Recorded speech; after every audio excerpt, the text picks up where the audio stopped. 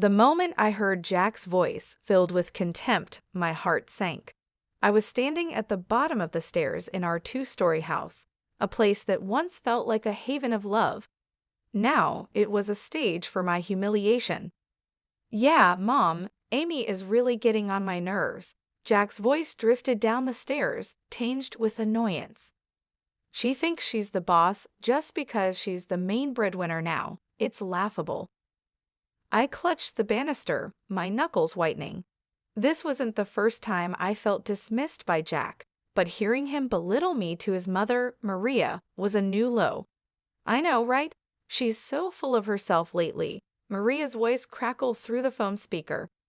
"You should show her she's not irreplaceable.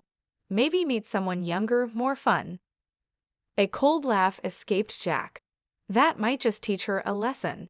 Amy's so smitten with me she wouldn't dare leave, no matter what." Their words cut through me like shards of glass. 6 years of marriage reduced to this mockery. I was Amy, a 31-year-old marketing executive, shouldering most of our expenses since Jack quit his job. And here he was, plotting betrayal with the same nonchalance as discussing the weather. I stepped back, retreating into the shadows, my mind racing. The loving, attentive man I married had turned into a callous stranger. But I refused to be his doormat. A fiery resolve ignited within me. I wouldn't just walk away defeated. I would make Jack regret every scornful word he had uttered. For years, I had ignored the subtle jabs, the gradual distancing, and the financial leeching. But no more. As I stood there, a plan began to take shape in my mind, a plan to reclaim my life and my dignity. I waited until Jack ended the call and came downstairs, his face changing into a mask of faint affection as he saw me. "Hey, honey," he said, planting a hollow kiss on my cheek. "How was your day?" His casual demeanor was a slap in the face. "It was fine, Jack," I replied, my voice steady despite the storm raging inside. "I just need to rest. It's been a long day." He shrugged, oblivious to the seismic shift happening right in front of him. "Sure. I'll be watching the game. Don't wait up," Jack said as he lounged on the sofa with the remote in hand. I retreated to our bedroom, but I wasn't there to cry or lament. I was planning my escape, my revenge. Jack had underestimated me for the last time. I picked up my phone and began to make a list of everything I needed to do to untangle my life from his. I would start tomorrow, no more being the oblivious, accommodating wife. It was time for Amy to take center stage in her own story. The days that followed were a masterclass in deception. I kept up appearances, playing the role of the dutiful wife while plotting my departure. Jack, wrapped up in his arrogance, noticed nothing. One evening, as we sat across from each other at dinner, the silence was suffocating. He was scrolling through his phone, chuckling occasionally. I pushed my food around my plate, my mind elsewhere. "Jack, remember when we used to talk during dinner?" I asked, a hint of nostalgia in my voice. He glanced up, eyes narrow. "What's there to talk about? It's not like you're interested in my day." His dismissive tone stung, but I didn't let it show. "I'm interested, Jack. I always have been." He scoffed. "Right, just like you're interested in my career choices." I clenched my fists under the table. "I supported your decision to quit your job, Jack. I just didn't expect to become the only one working." Jack laughed, a cold, harsh sound. "Oh, come on, Amy. You love being the martyr, don't you? The hard-working wife supporting her lazy husband." The accusation was ridiculous, yet it revealed his twisted perception of our marriage. "I never saw it that way, Jack, but I can't deny feeling alone in this relationship." His expression hardened. "Maybe you should find someone who can give you what you need. I'm clearly not enough." The words were a slap in the face, but they fueled my resolve. I was done being the victim in this twisted game. As the days passed, I began moving my personal belongings out of the house, little by little. I opened a separate bank account, redirecting my salary there. Every step was calculated and discreet. One night, as I lay in bed next to Jack, his snoring a constant reminder of our fractured union, I whispered to myself, not for much longer. I rose early the next day, my heart heavy but determined. As I was leaving for work, Jack called out from the kitchen, his tone unusually soft. "Amy, wait. Are we okay?" I paused at the door, my back to him. "We're fine, Jack. Just the usual stress." The lie tasted bitter on my tongue, but it was necessary. I couldn't let him know what I was planning, not when I was so close to breaking free. That day at work, I made the final arrangements. I contacted a realtor and asked about a small apartment in a quiet part of town, a fresh start, a clean slate. I came home that evening to find Jack sprawled on the sofa with a beer in hand. "You're late," he remarked, his tone accusatory. I shrugged off my coat, keeping my face neutral. "Work was hectic, you know how it is." He snorted. "Yeah, right, busy being the big shot at the office." I ignored the jab and headed to the kitchen to prepare dinner. The mundane task was a welcome distraction from the turmoil within. As I chopped vegetables, my mind wandered to the life awaiting me, a life free from Jack's scorn and selfishness, where I was no longer invisible or insignificant. I served dinner, and we ate in silence. With each bite, I savored the fleeting moments of this facade. Soon it would crumble, and I would emerge from the rubble stronger and liberated. After dinner, as Jack lounged in front of the TV, I retreated to our bedroom. I lay on the bed, staring at the ceiling. The room, once filled with laughter and love, now felt like a prison, but not for much longer. My plan was in motion, and there was no turning back. The next chapter of my life was about to begin, and I was ready. The days turned into weeks, each passing moment bringing me closer to my freedom. My facade as the complacent wife was flawless, even as my plans to leave Jack grew more concrete. He, wrapped in his bubble of arrogance, suspected nothing. One Friday evening, I arrived home later than usual, exhausted from a demanding day at work. Jack was in the living room, absorbed in a video game, a stark contrast to my own weary state. "Jack, we need to talk," I said, my voice steady despite the fatigue. He paused his game, looking up with feigned concern. "What's up, Amy?" I took a deep breath, ready to confront him about the financial strain he had put on our marriage. "I saw the credit card statement today. There's a charge of over $10,000, Jack.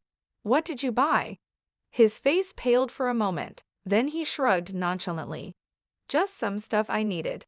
It's not a big deal." "Not a big deal?" My voice rose in disbelief. "Jack, you used my credit card without asking, and for such an amount?" He rolled his eyes, dismissing my anger. "Come on, Amy, it's not like we can't afford it. Besides, I'm your husband. What's yours is mine, right?" The audacity of his words left me speechless. This wasn't just disrespect, it was outright theft. My patience, already hanging by a thread, snapped. "This is unacceptable, Jack," I exclaimed, my voice echoing through the room. "You can't just use my money without my consent. This is financial abuse." Jack stood up, his demeanor shifting from dismissive to aggressive. "Oh, so now I'm an abuser? Great. I can't even buy a few things without getting lectured. You're so controlling, Amy." His attempt to turn the tables on me was pathetic. Controlling? I'm trying to have a responsible conversation about our finances, which you seem to have no respect for. He scoffed, crossing his arms. "You know what, Amy? I don't need this. I'm going out." With that, he grabbed his jacket and stormed out, leaving me alone in the midst of our shattered illusion of a happy marriage. I sank onto the couch, my mind racing. This confrontation was the last straw. Jack's complete disregard for our financial stability, combined with his entitlement and lack of remorse, solidified my decision to leave. But it wasn't enough to just walk away. Jack needed to learn a lesson and understand the consequences of his actions. My plan for revenge began to take a more defined shape. Over the next few days, I acted as if nothing had happened while internally, I was a whirlwind of activity. I documented all instances of Jack's financial irresponsibility, gathering evidence for the impending legal battle. Meanwhile, Jack continued his carefree routines, oblivious to the storm brewing.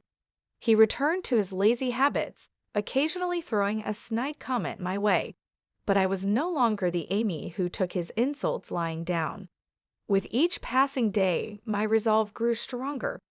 I was ready to reclaim my life and teach Jack a lesson he would never forget. Weeks slipped by, and the facade of our marriage continued a thin veil over the growing chasm between Jack and me. My plans, however, were solidifying, each step meticulously calculated. It was a waiting game, a game I was determined to win. One lazy Sunday afternoon, Jack lounged on the couch, his attention fixed on a football match. I approached him with faint casualness, a rehearsed question on my lips. "Jack, have you thought about looking for a job? It might help with our finances," I suggested, keeping my tone light. He barely glanced away from the TV. "Why bother? You're earning enough for both of us. Besides, I enjoy my free time." His dismissive response stung, but it was no surprise. "Sure, but it's not just about money. It's about contributing, being a team." I pressed on, hoping to gauge his reaction. Jack snorted, his eyes still on the screen. "Team, Amy? Let's not kid ourselves. You like being in charge, and I like things as they are. Why change a winning formula?" His words were a bitter reminder of how little he respected our partnership. I hid my frustration, nodding as if I agreed. "You're right, Jack. Why change anything?" As he immersed himself back into the game, I turned away, hiding the cold resolve in my eyes. It was clear now Jack would never change, never be the partner I needed. The following days were a blur of silent preparations. I met with a lawyer in secret, discussing the possibilities of divorce and financial separation. I documented every instance of Jack's financial irresponsibility, his neglect, and his emotional abuse. Meanwhile, Jack continued his life, unaware of the storm brewing. He spent his days in idle leisure, occasionally throwing a barbed comment my way, believing I was too weak to fight back. But I was no longer that person. Each of his jabs only strengthened my resolve. The Amy he thought he knew was about to shatter his complacency. One evening, as we sat at dinner, Jack's phone buzzed incessantly. He glanced at the screen, a smirk spreading across his face. "Something funny?" I asked, my curiosity piqued despite myself. "Just a friend from the gym. We're planning a night out this weekend," he replied, his tone dismissive. I nodded, feigning indifference. "Sounds fun. Enjoy yourself." Little did he know, that weekend would be my chance. While he was out living his carefree life, I would execute my plan. The day arrived, and I watched as Jack left, dressed up and full of anticipation for his night out. As soon as the door closed behind him, I sprang into action. I had already packed my essentials, things he wouldn't notice were missing. I called the movers I had secretly hired, confirming the time for the next day. My new apartment was ready, a sanctuary from the life I was about to leave behind. That night, I lay in our bed for the last time, my mind racing with the events to come. I felt a mix of fear, excitement, and relief. This was the beginning of my new life, a life free from Jack's shadow. Tomorrow, I would confront him with my decision. But tonight, I savored the last moments of this chapter, ready for the dawn of a new beginning. I enjoyed the quiet before the storm, the last moments of an old life about to be left behind. The morning was bright and clear, a stark contrast to the turmoil inside me. Today was the day I would finally break free from Jack's manipulative grasp. My heart pounded with a mix of dread and determination as I prepared for the confrontation. Jack stumbled in late that morning, reeking of alcohol and arrogance. He flopped onto the sofa without a greeting. I steeled myself and walked into the living room. "Jack, we need to talk," I said firmly, my voice cutting through the silence. He squinted at me, clearly hungover. "What now, Amy? Can it wait? I'm exhausted." "No, it can't wait," I replied, my resolve hardening. "It's about our marriage, or what's left of it." He scoffed, rubbing his temples. "What about our marriage? You're not happy with me lounging around the house." "It's more than that, Jack," I said, my voice steadied despite the storm inside. "It's about respect, partnership, and trust, all of which have been absent for too long." Jack sat up, a sneer forming on his face. "Oh, here we go. The great Amy, always so perfect and judgmental. What's your point?" I took a deep breath, bracing myself for the truth I was about to unleash. "My point, Jack, is that I'm done. I'm leaving you." His expression shifted from disdain to disbelief. "Leaving me? You're joking, right?" I shook my head, a sense of liberation washing over me. "No joke, Jack. I can't live like this anymore. I refuse to be treated as an afterthought, a bank account for your whims." Jack's face reddened, a mix of anger and wounded pride. "You can't leave me, Amy. You think you can do better? You think you'll find someone who will put up with your controlling ways." His words were a desperate attempt to regain control, but they fell flat. "It's not about finding someone else, Jack. It's about finding myself, something I lost the day I started letting you walk all over me." He stood up, towering over me, his voice laced with venom. "Fine, leave. See if I care. You'll come crawling back, you'll see." I met his gaze, my own eyes unwavering. "I won't be crawling back, Jack. This is goodbye." I turned and walked away, leaving Jack standing in stunned silence. My heart raced with a mix of fear, relief, and exhilaration. I was finally taking control of my life. The movers arrived, and I supervised the removal of my belongings, each item a piece of my new life. I was building a new life. Jack watched from the doorway, his face a mask of shock and resentment. As the last box was loaded into the van, I turned to face him one last time. "Goodbye, Jack. I wish you all the best." His eyes burned with a mix of anger and disbelief, but he said nothing. I climbed into the van, not looking back as we drove away from the house, the life, and the man I was leaving behind. The sense of freedom was overwhelming. I was starting a new journey, one where I was the author of my own story. Jack was now a chapter of my past, a lesson learned. As the van pulled up to my new apartment, a small, modest space filled with potential, I stepped out into my new world. A world where I was no longer Amy, the neglected wife, but Amy, the woman who reclaimed her life. Settling into my new apartment felt like taking a deep breath after being submerged underwater for too long. The freedom was exhilarating, yet the looming confrontation with Jack cast a shadow over my newfound independence. Several days passed in a blur of adjustment and anticipation. Then the inevitable happened. Jack's number flashed on my phone. I steeled myself and answered. "Amy, where the hell are you? You think you can just leave like that?" Jack's voice was a mix of rage and disbelief. I replied calmly, "I'd already told you, Jack. I'm done. Our marriage is over. You can't just decide that on your own. You're my wife." He spat out the words, his anger palpable. "I was your wife, Jack, and yes, I can decide. I won't be a part of a marriage where I'm disrespected and used," I countered, my voice firm. There was a pause, and I could almost hear the gears turning in his head. "You'll come back. You need me." I couldn't help but laugh, a sound of genuine amusement. "Need you, Jack? I've been the one carrying us for years. I don't need you, it's the other way around." His voice cracked with a mixture of fury and desperation. "You can't do this to me, Amy. What about our finances, the house? You can't just leave me with nothing." "That's not my concern anymore, Jack. You should have thought about that before treating me the way you did," I said, the satisfaction of finally speaking my mind liberating. There was silence on the other end, and then he hung up.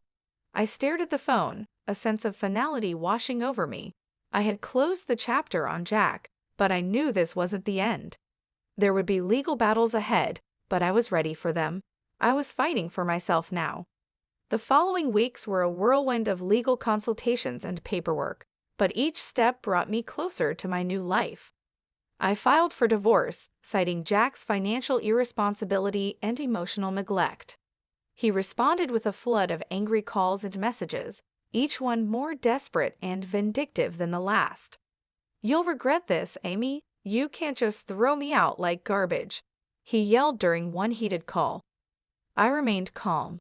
"I'm not throwing you out, Jack. I'm setting myself free. And as for regret, I only regret not doing this sooner." As the legal proceedings progressed, Jack's true colors showed brighter than ever. He tried to manipulate the situation, paint himself as the victim, but the evidence against him was overwhelming. The date of the final hearing arrived, and I stood in the courtroom, a mix of nerves and determination. Jack was there, his face a mask of defiance and resentment. The judge reviewed our case, the documentation of Jack's financial abuse, and my testimony about our marriage's breakdown. The verdict was swift and in my favor. I was granted a divorce and a fair settlement. Jack's face contorted with rage as the judge announced the decision. "This isn't fair. She can't just take everything from me." But his protests fell on deaf ears. The decision was final. I walked out of that courtroom feeling lighter than I had in years. I had won not just the case, but my freedom. As I started my car and drove away from the courthouse, I didn't look back. Jack was a part of my past now, a reminder of what I had overcome. Ahead of me lay a road of possibilities, a future where I was in control. I smiled to myself, a sense of peace settling over me. The battle was over, and I had emerged victorious. It was time to start living my life on my own terms. The days following the divorce were a mix of relief and rebuilding. I, Amy, had stood up for myself in a way I never thought possible. Yet the echoes of my broken marriage with Jack lingered, a reminder of the battles I had fought. I was settling into my new life, embracing the peace that came with it, when my phone rang one evening. The screen flashed Jack's name, a ghost from the past I thought I had left behind. Reluctantly, I answered. "Jack, why are you calling?" His voice came through, laced with bitterness. "You think you can just take everything from me and walk away, Amy? You've ruined my life." I took a deep breath, keeping my composure. "Jack, the court made its decision. It's time for both of us to move on." He scoffed. "Move on? How can I move on when you've left me with nothing? I'm struggling to make ends meet because of you." The accusation was absurd, yet it didn't surprise me. "You're responsible for your own situation, Jack." "I simply stopped enabling your behavior." His voice rose, filled with desperation and anger. "You owe me, Amy. After everything I did for you, you owe me." I felt a twinge of anger but kept it in check. "You did nothing but take me for granted, Jack. I don't owe you anything." There was a pause, then his voice came through quieter but still venomous. "You'll pay for this, Amy. You haven't seen the last of me." I ended the call, a sense of unease settling over me. Jack's threats were likely empty, but they reminded me of the man I had once loved, now a stranger consumed by bitterness. Weeks passed, and I threw myself into my work, finding comfort in the routine. My colleagues noticed the change in me, the newfound confidence and determination. I was promoted, a recognition of my hard work and resilience. But as I climbed the corporate ladder, Jack's shadow loomed. He started a smear campaign, spreading lies and rumors about me to our mutual acquaintances. I heard whispers of his accusations, painting me as the heartless ex-wife who had stripped him of everything. I confronted these challenges head-on, refusing to let Jack's pettiness derail my progress. I had fought too hard to reclaim my life, to let his bitterness taint it. One afternoon, I received a call from a mutual friend, hesitantly relaying a message from Jack. He was struggling financially, facing eviction, and in a moment of desperation, he reached out to me. I listened, a mix of pity and resolve in my heart. "Tell Jack I wish him well, but his choices are his own. I can't help him." As I hung up, I realized how far I had come. The old Amy might have rushed to Jack's aid, but I was no longer that person. I had learned the hard way that you can't help someone who refuses to help themselves. I continued to build my life, finding joy in the little things. I reconnected with old friends, explored new hobbies, and started dating again. Life was moving forward, and I was at the helm. Jack's attempts to drag me down continued, but they no longer held power over me. I had risen from the ashes of our marriage stronger and more determined than ever. As I sat in my apartment one evening, reflecting on my journey, I felt a sense of peace. I had faced my demons, fought my battles, and emerged victorious. The future was bright, and for the first time in a long time, I was truly happy. I was genuinely excited for what lay ahead. Life had found a new rhythm, and mine was no different. The scars of my past with Jack were still there, but they no longer defined me. I was Amy, reborn from the ashes of the life I had left behind. My promotion at work brought new challenges and opportunities. I thrived in the environment, my confidence growing with each successful project. My social life also took a positive turn. I met new people, some of whom became close friends and even started dating again. Life was good, but the shadow of Jack still lingered at the edge of my newfound happiness. One evening, while having dinner with a friend, my phone buzzed. It was a message from a number I didn't recognize. Hesitantly, I opened it. It was from Jack. "Amy, I need your help. Please." The words were simple but carried the weight of our shared history. I showed the message to my friend, who looked at me with concern. "You don't owe him anything, Amy. Remember that." I knew she was right. I had moved on, but it seemed Jack was still stuck in the past. I didn't reply to the message. Instead, I blocked the number and tried to focus on the present.